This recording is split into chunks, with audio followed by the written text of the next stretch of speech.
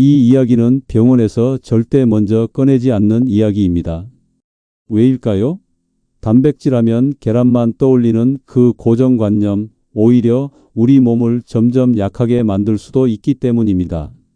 저는 올해로 87세가 된 내과 전문의 한성우입니다. 지금도 매주 3일 병원 외래 진료를 보고 있고 텃밭에서는 직접 채소를 가꾸며 땀 흘립니다. 무릎도 허리도 아프지 않습니다. 오히려 50대 때보다 더 활력이 넘칩니다. 많은 분들이 저에게 묻습니다.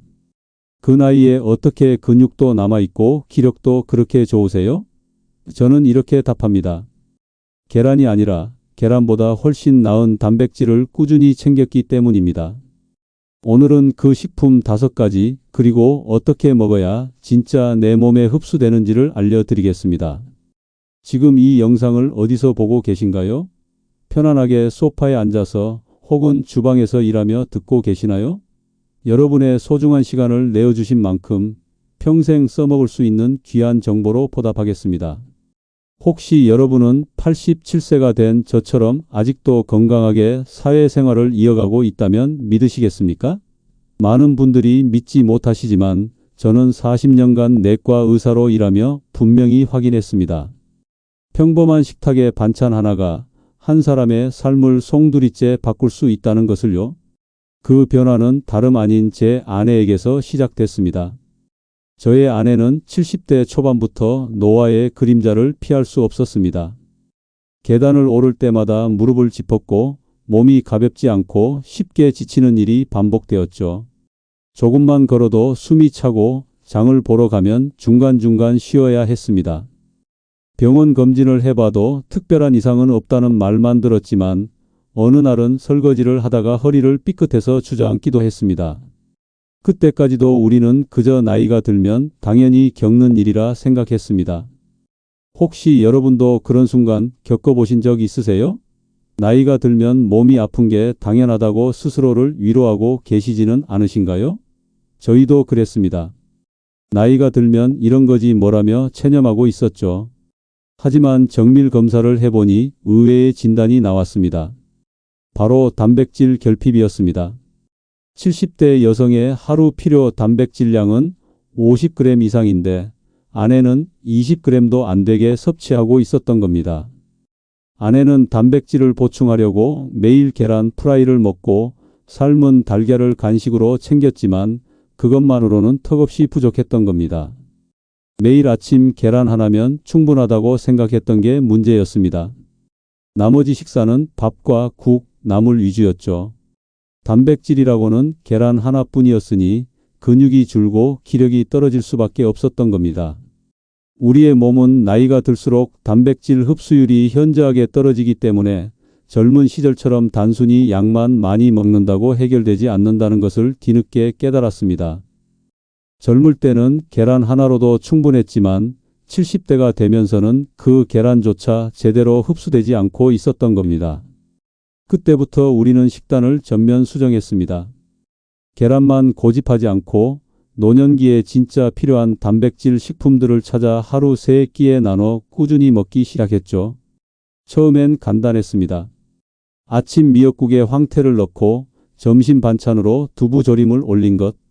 저녁에는 들깨 미역국을 끓였습니다. 그게 전부였죠. 한 달쯤 지나자 아내가 말했습니다. 여보, 무릎이 덜 아파요. 2달 후에는 계단을 오를 때 손잡이를 안 잡아도 되더군요. 3달이 지나자 장 보러 가는 길이 더 이상 힘들지 않다고 했습니다. 지금은요? 아내는 매일 산책도 하고 텃밭 일도 함께 할 정도로 회복됐습니다. 허리 통증도 사라졌고 계단을 오르는 것이 더 이상 힘든 일이 아니게 되었습니다. 누군가를 먼저 보내고 나도 따라가고 싶다는 생각 안 해보셨나요? 아내는 그때를 생각하면 아직도 눈시울을 붉힙니다. 이제는 저와 함께 매일 건강하게 진료실과 텃밭을 오가고 있습니다. 여러분은 어디서부터 시작하시겠어요? 이 이야기는 끝까지 들으셔야 전체 흐름이 보입니다. 단순히 단백질만 늘린 게 아니라 어떤 단백질을 언제 어떻게 먹느냐가 핵심이었거든요. 그러니 끝까지 이 이야기를 들어주시면 여러분의 건강에도 분명 큰 도움이 될 겁니다. 오늘 영상이 도움이 되셨다면 구독과 좋아요로 함께 해주세요. 첫 번째, 황태. 말린 황태 100g에는 무려 75g의 단백질이 들어 있습니다. 계란 12개 분량이죠. 저지방이면서도 소화가 잘 돼 위가 약한 분들께 좋습니다. 황태는 명태를 겨울철 강원도의 찬바람에 자연 건조시킨 것으로 이 과정에서 단백질 함량이 농축되면서 동시에 소화 흡수율도 좋아집니다. 또한 간 건강을 돕는 메티오닌 성분이 풍부하고 숙취 해소에도 도움이 되는 것으로 알려져 있습니다. 황태가 단순한 국물 재료가 아니라는 거 알고 계셨나요? 강원도 평창에 사는 70대 김말순 어르신은 갱년기 이후 기력이 눈에 띄게 떨어져 힘들어 하셨습니다. 오전에 집안일을 조금만 해도 오후에는 완전히 지쳐서 누워 있어야 했다고 하더군요. 매일 아침 황태국을 끓여 드시기 시작하면서부터는 하루 종일 활력이 넘치고 예전보다 몸이 훨씬 가벼워졌다고 말씀하셨습니다. 특히 오후에도 피곤하지 않고 저녁 식사 준비까지 거뜬히 할 수 있게 됐다고 하시더군요. 황태국을 끓일 때는 국물보다는 건더기를 중심으로 드세요. 많은 분들이 국물만 드시고 건더기는 버리시는데 이는 정말 아까운 일입니다. 단백질은 국물에 녹아 나오기보다 건더기 자체에 더 많이 함유되어 있기 때문입니다. 황태를 미지근한 물에 30분 정도 불린 후 적당히 찢어서 미역이나 무, 콩나물과 함께 끓이면 됩니다. 끓는 물에 황태를 넣고 10분 정도 우린 후 건더기는 건져서 먹고 국물은 간을 맞춰 드시면 좋습니다. 주 3회에서 4회 섭취가 적당합니다.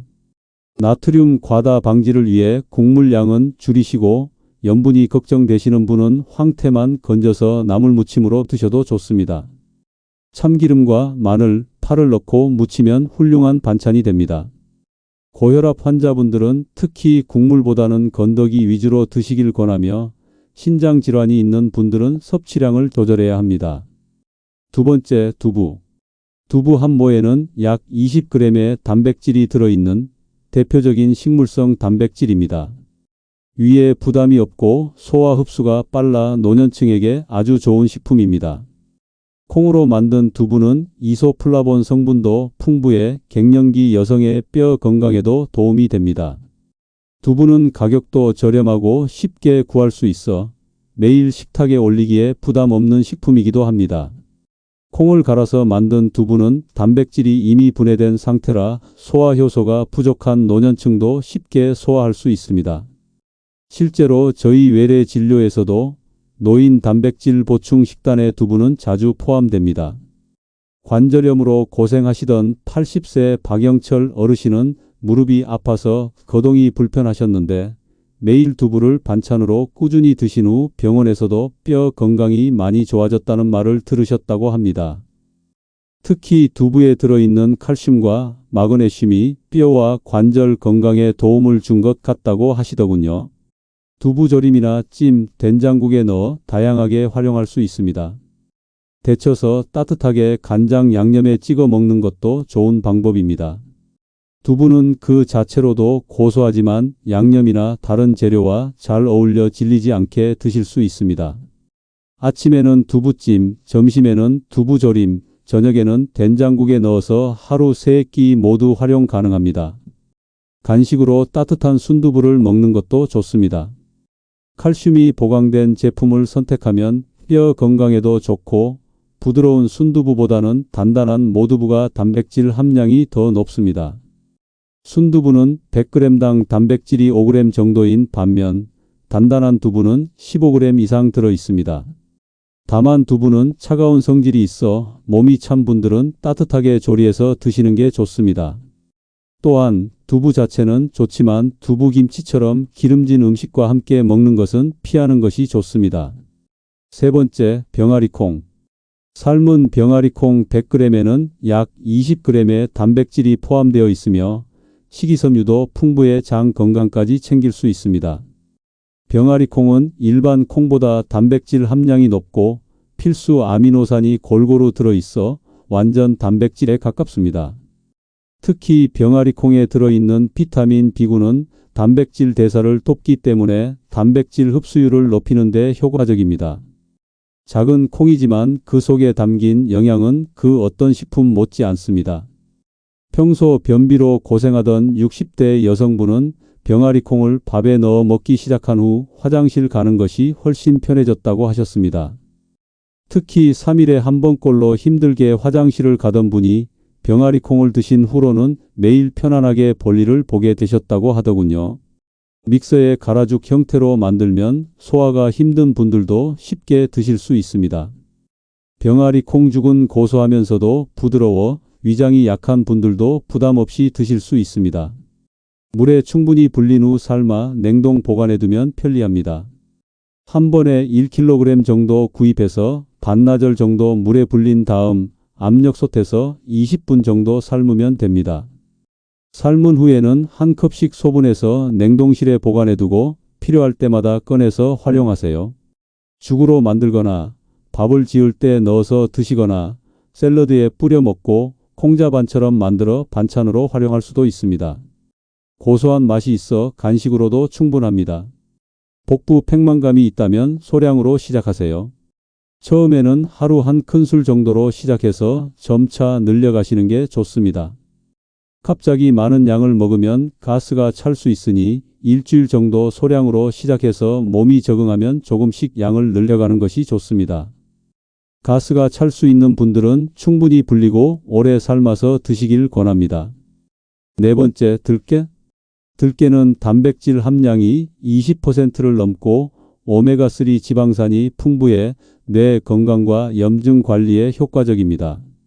들깨 한 큰술에는 약 3g의 단백질이 들어있고 혈관 건강에 도움이 되는 불포화 지방산도 많이 포함되어 있습니다. 특히 들깨에 함유된 알파리놀렌산은 체내에서 EPA와 DHA로 전환되어 치매 예방에도 좋다고 알려져 있습니다. 들깨가 단순한 양념이 아니라는 거 알고 계셨나요? 청국장 냄새 때문에 피하셨던 분 혹시 계신가요? 들깨는 고소한 맛과 향으로 요리에 풍미를 더해줍니다. 고지혈증을 앓던 68세 정철수 씨가 들깨, 미역국을 아침에 꾸준히 먹은 뒤 3개월 후 혈액검사 수치가 눈에 띄게 개선된 사례도 있습니다. 총 콜레스테롤이 280에서 220으로 LDL 콜레스테롤은 180에서 130으로 떨어졌다고 하더군요. 들깨의 불포화 지방산이 혈중 콜레스테롤 수치를 낮추는 데 도움을 준 것입니다. 의사도 깜짝 놀랄 정도로 수치가 개선됐다고 하셨답니다. 들깨를 미역국, 나물무침, 선식 등에 활용해 보세요. 볶은 들깨를 가루로 만들어 요리에 뿌려 먹으면 고소한 맛과 영양을 한 번에 잡을 수 있습니다. 들깨죽을 끓여 드시거나 들깨차로 마셔도 좋습니다. 특히 들깨가루를 나물에 묻히면 나물 특유의 비린 맛이 사라지고 고소한 맛이 일품입니다. 시금치나물, 콩나물 무침에 들깨가루를 넣으면 아이들도 좋아합니다. 들깨는 칼로리가 높으므로 하루 1스푼에서 2스푼이 적당합니다. 들깨 100g에는 550칼로리 정도가 들어있어 과다 섭취하면 칼로리 과잉이 될 수 있습니다. 체중 관리가 필요한 분들은 특히 주의하시고 적정량만 드시길 권합니다. 또한 들깨는 산패하기 쉬우므로 볶은 후 밀폐 용기에 담아 서늘한 곳에 보관하시고 가능하면 한 달 이내에 드시는 것이 좋습니다. 다섯 번째, 계란. 계란 한 개에는 약 6g의 단백질이 들어있으며 흡수율이 가장 뛰어난 완전 단백질입니다. 계란은 인체에 필요한 필수 아미노산을 모두 포함하고 있어 단백질의 기준이 되는 식품입니다. 세계보건기구에서도 계란의 단백질을 100점 만점으로 평가할 정도로 완벽한 단백질입니다.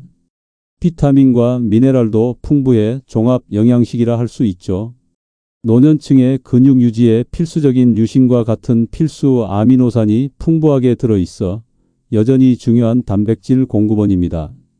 위가 약한 분들도 삶은 달걀로 부담 없이 섭취할 수 있습니다. 79세 최순자 할머니는 소화불량으로 고생하시다가 반숙 계란으로 바꾸신 후 속이 편해지셨다고 하더군요.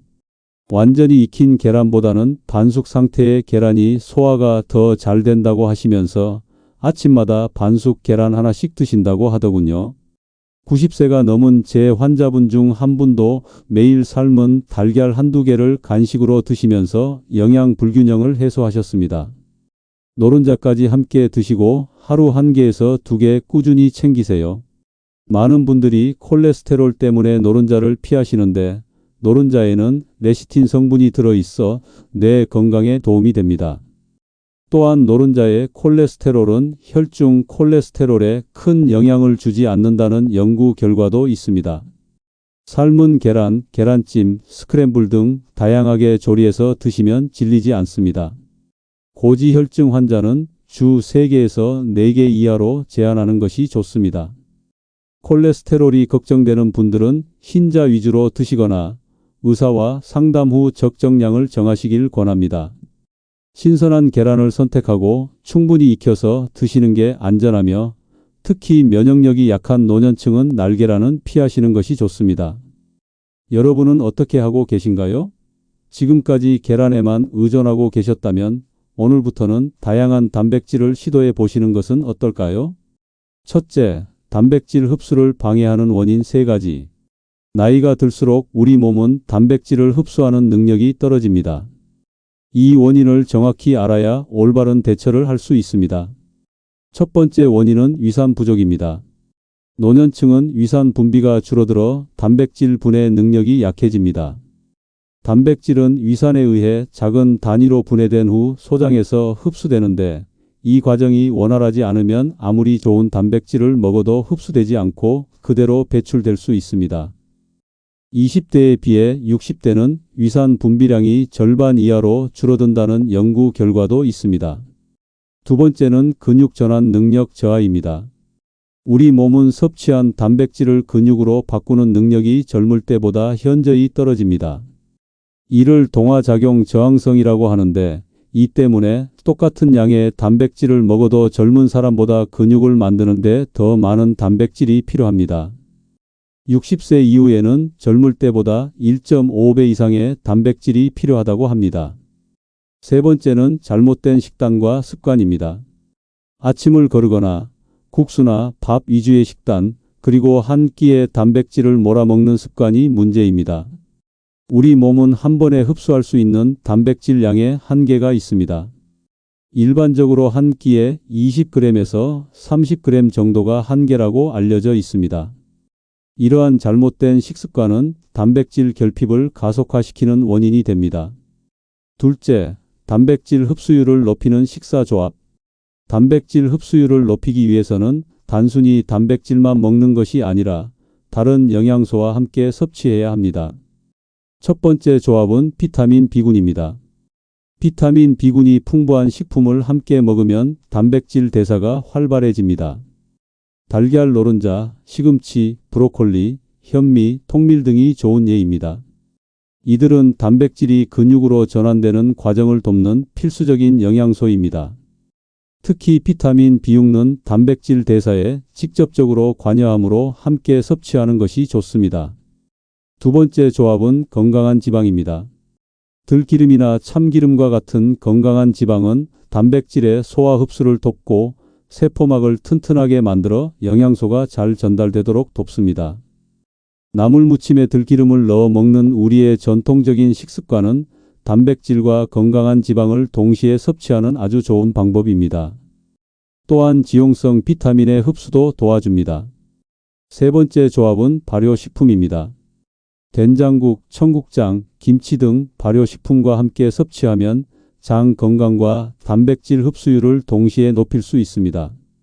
발효 과정에서 생성되는 유익균과 효소들이 단백질 분해를 돕고 장내 환경을 개선하여 전반적인 영양소 흡수율을 높이기 때문입니다. 셋째, 단백질은 분산 섭취가 핵심. 단백질은 한 번에 섭취할 수 있는 양이 정해져 있기 때문에 한 끼에 몰아먹으면 몸이 다 흡수하지 못하고 배출하게 됩니다. 따라서 아침, 점심, 저녁, 그리고 간식에 나눠서 섭취하는 것이 좋습니다. 그래야 흡수율이 높고 근육 손실도 막을 수 있습니다. 연구에 따르면 하루 총 단백질 섭취량이 같더라도 한 끼에 몰아서 먹는 것보다 세 끼에 나눠서 먹는 것이 근육 합성에 더 효과적이라고 합니다. 특히 아침 식사에서의 단백질 섭취가 중요한데 밤새 공복 상태였던 몸에 아침에 단백질을 공급해주면 하루 종일 근육 합성이 활발해집니다. 넷째, 하루 식단 구성 예시. 단백질을 분산해서 섭취하는 것이 어렵다면 제가 드리는 식단 예시를 참고해 보세요. 아침에는 황태미역국과 두부조림, 그리고 병아리콩을 곁들여 드시는 겁니다. 황태미역국 한 그릇에서 약 15g, 두부조림에서 10g, 병아리콩 한 큰술에서 3g 정도의 단백질을 섭취할 수 있어 총 28g 정도가 됩니다. 점심으로는 들깨 나물과 현미밥, 된장국을 추천합니다. 들깨가루 2스푼에서 6g, 현미밥에서 5g, 된장국에서 3g 정도로 총 14g의 단백질을 섭취할 수 있습니다. 저녁에는 계란찜과 채소나물, 보리밥으로 마무리해 보세요. 계란찜 2개 분량에서 12g, 보리밥에서 4g, 나물류에서 2g 정도로 총 18g입니다. 간식으로는 병아리콩이나 두유를 챙기는 것도 좋은 방법입니다. 병아리콩 한 줌에서 8g, 두유 한 컵에서 7g 정도의 단백질을 추가로 섭취할 수 있습니다. 이렇게 하면 하루 총 60g에서 70g의 단백질을 골고루 섭취할 수 있습니다. 이는 70대 성인에게 권장되는 단백질 섭취량을 충분히 만족시키는 양입니다. 오늘 저녁 식사에 하나만 바꿔본다면 어떤 걸 고르시겠어요? 단백질은 얼마나 먹느냐보다 어떻게, 언제, 무엇과 함께 먹느냐가 더 중요합니다. 특히 60세 이후에는 근육이 줄고 체력이 떨어지며 허리나 무릎 통증이 이유 없이 시작됩니다. 그 원인을 나이로만 돌리지 마시고 혹시 내 식단에 단백질이 빠진 건 아닌지 꼭 점검해 보세요. 오늘 영상에서 다룬 내용을 간단히 정리해 드리겠습니다. 계란보다 좋은 단백질 식품 5가지, 황태, 두부, 병아리콩, 들깨, 계란과 함께 흡수율을 높이는 식사 조합, 그리고 하루 서너 번으로 나눠 먹는 습관의 중요성을 말씀드렸습니다. 실제 식단 예시까지 참고하여 오늘부터 바로 실천해 보세요. 지금 시작해도 절대 늦지 않습니다. 우리 몸은 생각보다 훨씬 더 회복력이 뛰어납니다. 오늘 당장 거창한 것을 바꿀 필요는 없습니다. 오늘 저녁 식사부터 하나만 바꿔보신다면 어떨까요? 황태 한 줄, 두부 반모, 병아리콩 한 줌. 그게 근육과 면역력을 지키는 가장 쉬운 실천일 수 있습니다. 당신은 오늘 어떤 한 가지를 바꿔보시겠습니까? 이 작은 변화가 여러분의 100세 건강을 위한 첫걸음이 될 것입니다. 지금 시작하면 내년 이맘때쯤 어떤 삶을 살고 있을까요? 다음 영상에서는 단백질 보충제를 먹고도 효과 없는 이유에 대해 더 깊이 있게 말씀드리겠습니다. 여러분은 오늘 어떤 단백질 식품부터 바꿔보시겠습니까?